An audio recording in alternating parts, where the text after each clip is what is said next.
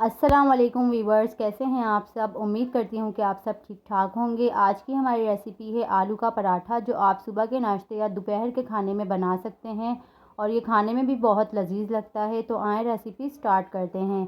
Ingredients में हमारे पास है आधा किलो आलू, जिसे मैंने उबाल कर हाथों से अच्छी तरह से मैश कर लिया है। जब आलू अच्छी तरह से मैश हो गए तो मैंने इसमें तमाम स्पाइसेस यानी कि चाट मसाला पाउडर, कुटी हुई लाल मिर्च, नमक, कुटा हुआ ज़ीरा और कुटा हुआ साबुत धनिया भी इसमें ऐड कर दिया। और साथ ही इसमें मैंने बारीक कटा हुआ हरा धनिया, बारीक कटा हुआ पुदीना भी ऐड कर दिया। और फिर मैंने इसे हाथों से अच्छी तरह से आलूओं के अंदर मिक्स कर दिया, ताकि आलू और मसाले की स्टफिंग एक जान हो जाए और अच्छी तरह से मिक्स हो जाए।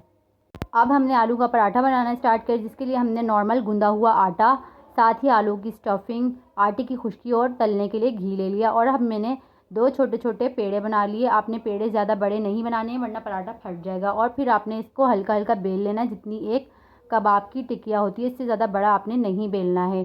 बेलने के बाद आपने इसमें आलू की स्टफिंग लगानी है नॉर्मल, आपने इतनी ज़्यादा नहीं लगानी ना कम लगानी है। और फिर दूसरी रोटी इसके ऊपर रख कर हाथों से इसे अच्छी तरह से प्रेस कर दें और फिर इसके किनारों को अच्छी तरह से कांटे की मदद से लॉक कर दें। और फिर नेक्स्ट साइड से भी आपने इसी तरह से कांटे से अच्छी तरह से किनारों को लॉक कर देना है। और फिर आपने इसको खुश्की लगाकर हल्के हाथों से बेलना स्टार्ट करना है। आपने इसको ज़्यादा दबा के नहीं फिर बेलना है, और इसका साइज़ ज़्यादा बड़ा करने की कोशिश ना करिएगा, वरना पराठा फट जाएगा। और फिर आपने एक तवा गरम करके इसके ऊपर पराठा डाल के दोनों साइड से अच्छी तरह से सेक लेना है।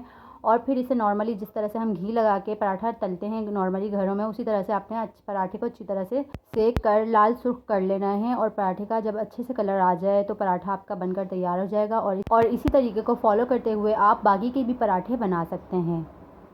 सो वीवर्स, फाइनली पराठा बनकर तैयार है। मैंने इसे एक बटर पेपर पे रख के नाइफ़ की मदद से 4 टुकड़ों में कट कर लिया है। और आप इसका फाइनल लुक देख सकते हैं कि कितना क्रिस्पी और जायकेदार लग रहा है। आप ये पराठा अपनी फैमिली वालों के लिए ज़रूर बनाएं और उन्हें ज़रूर खिलाएं। और आपको मैं इसकी लेयर खोल के दिखा सकती हूँ कि इसकी स्टफिंग कितनी वाज़ेह नज़र आ रही है। और आप इस रेसिपी के बारे में मुझे कमेंट सेक्शन में अपना फीडबैक ज़रूर दीजिएगा। और अगर आप मेरे चैनल पर नए हैं तो मेरे चैनल को लाजमी सब्सक्राइब करें और बेल आइकन दबाना ना भूलें।